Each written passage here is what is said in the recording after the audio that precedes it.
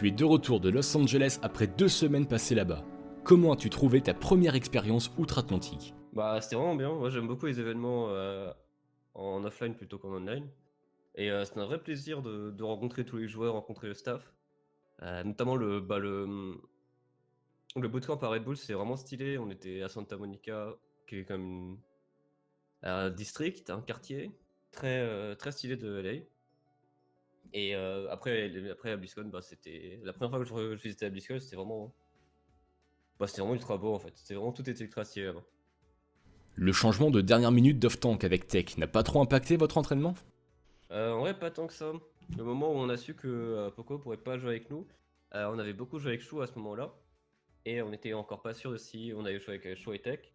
On a fait un peu du 50-50 pendant quelques jours, quand finalement la décision a été prise qu'on allait jouer avec Tech. À ce moment-là, du coup, il y a Chou qui a passé Chou et Tech, et même le coaching staff passait beaucoup de temps avec Tech pour qu'ils puissent très vite rattraper le retard qu'il avait.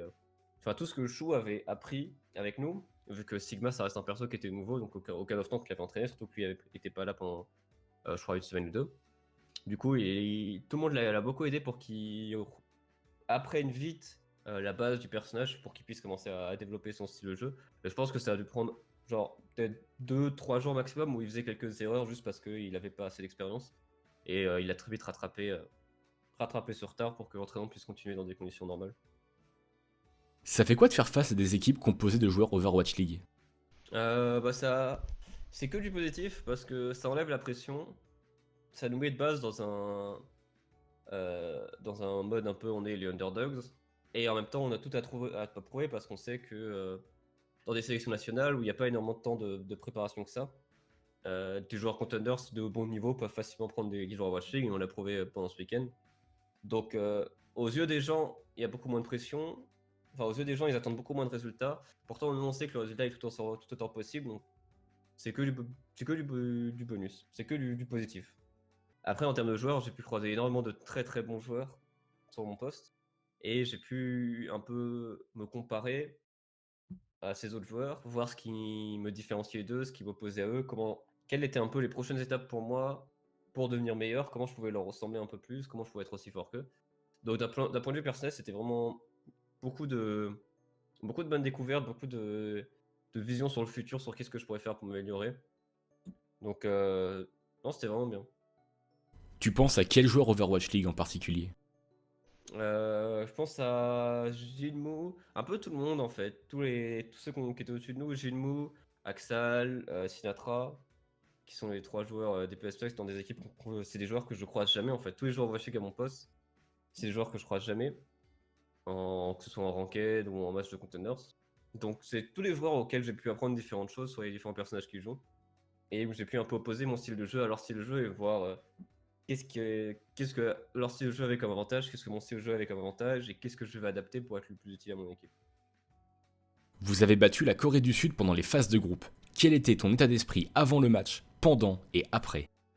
Avant le match, on venait de se prendre une claque par USA, mais ça nous avait un peu enlevé toute la pression.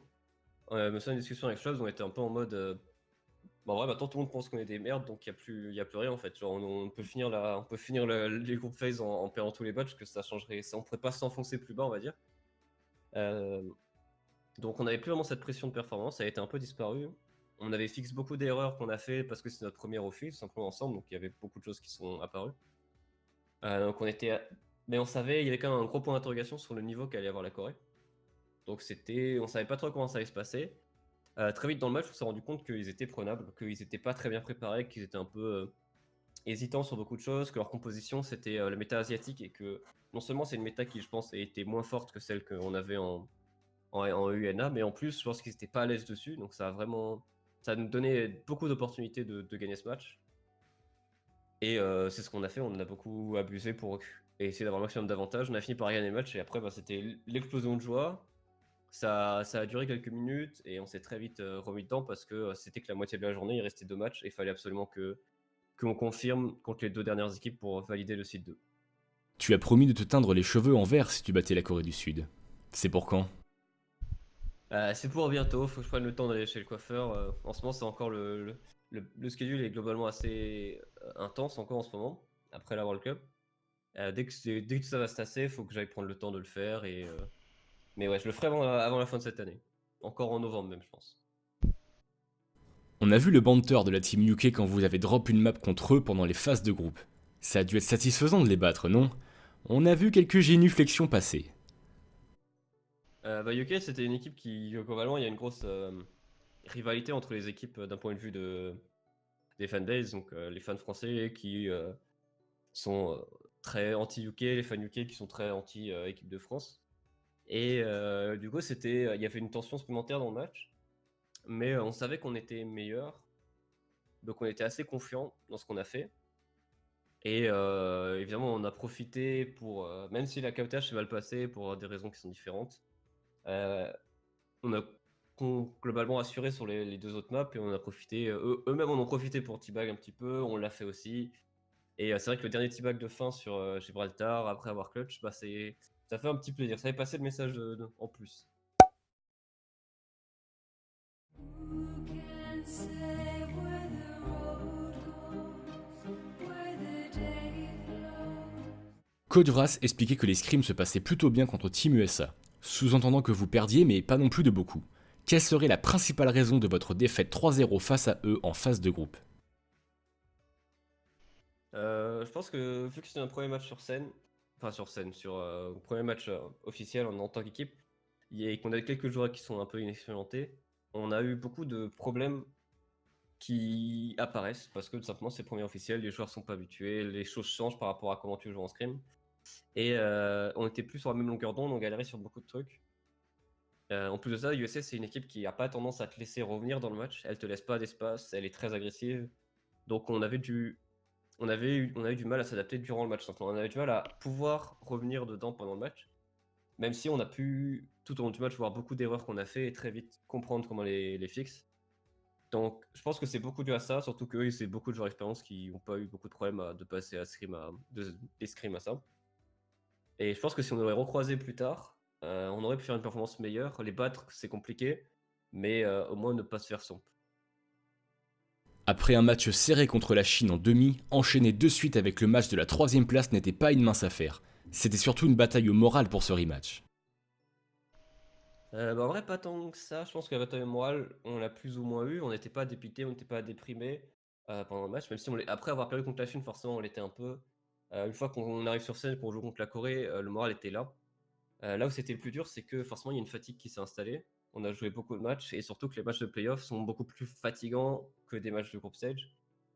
T'es sur scène, tout est beaucoup plus intense. Tu sais qu'à la moindre défaite, c'est fini et ça peut être fini très tôt.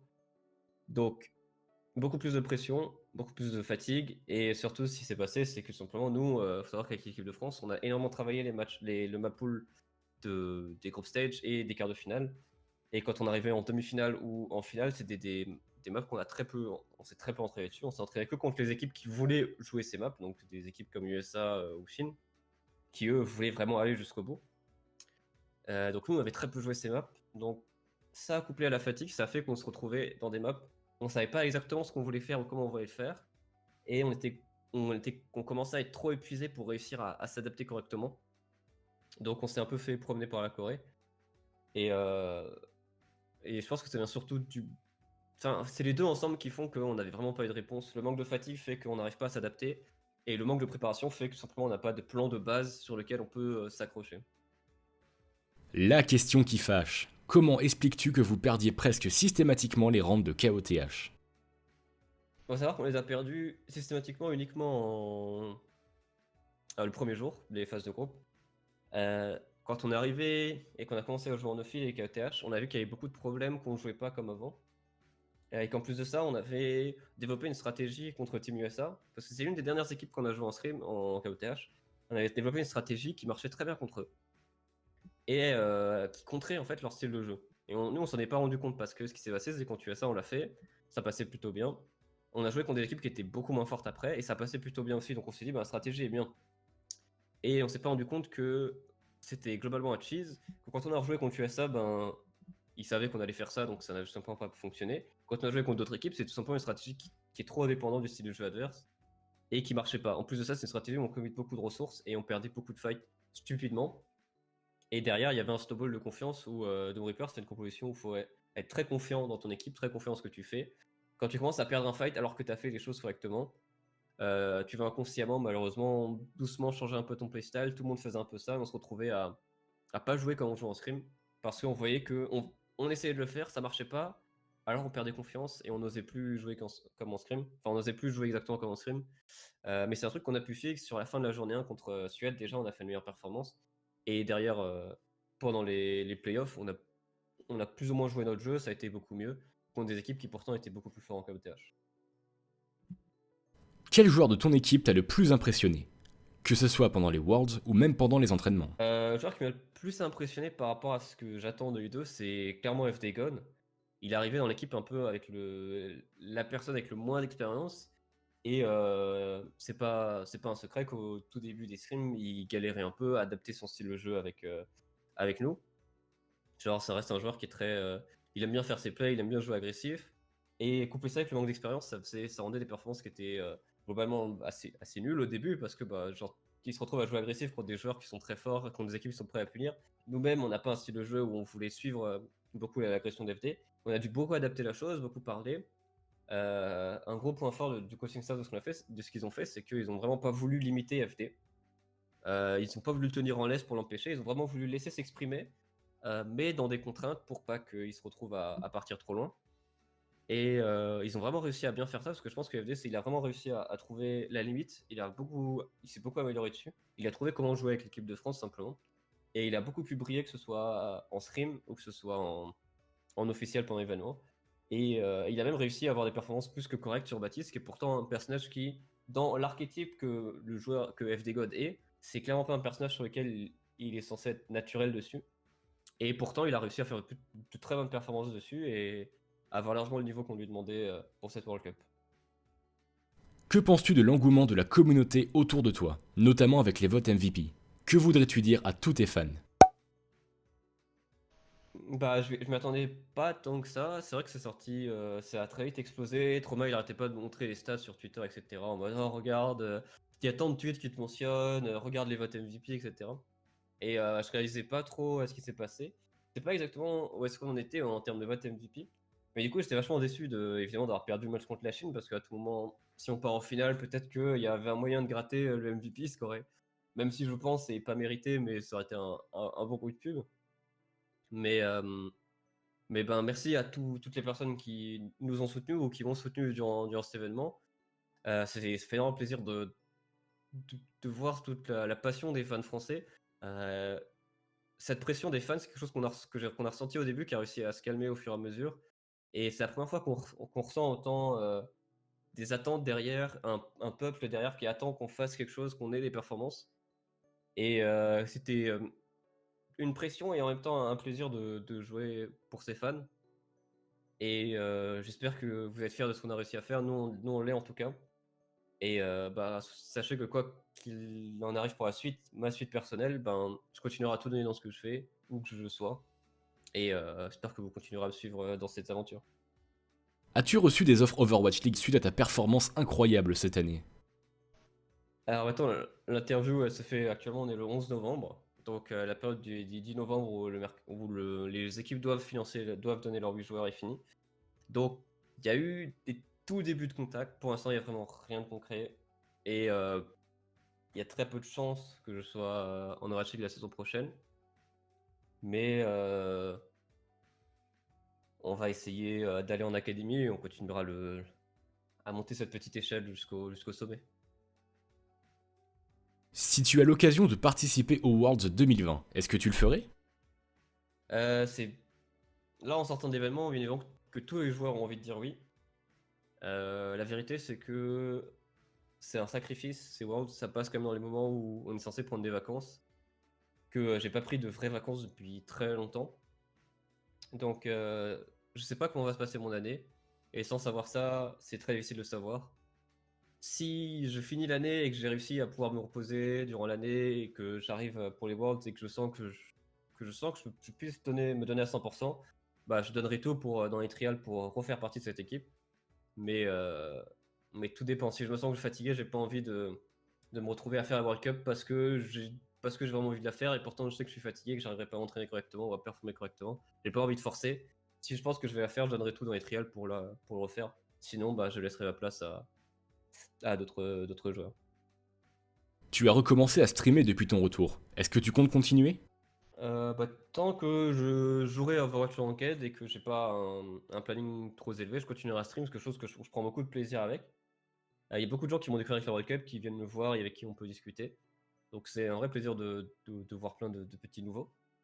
Et bah oui, je continuerai à faire ça, je prends beaucoup de plaisir. Ça me permet de jouer et de partager un peu tout. Donc tant que je continue à jouer à Overwatch et qu'il n'y a pas d'un seul coup, où je sais que je peux prendre des vacances ou d'un seul coup j'ai quelque chose d'autre de prévu dans ma vie, je continuerai à stream. Ouais. Où peut-on te retrouver sur les réseaux sociaux? Vous pouvez me retrouver sur Twitter avec l'arrobase leaf __ OW où j'essaye de poster assez souvent, où on parle un peu de trucs, où je pub un peu mes streams, et finalement sur Twitch avec leaf __ OW où vous pouvez regarder toutes mes petites parties et où on peut échanger. N'hésitez pas à venir passer un petit coucou. Mon cher Leaf, merci beaucoup d'avoir répondu à nos questions. Ciao, merci à vous.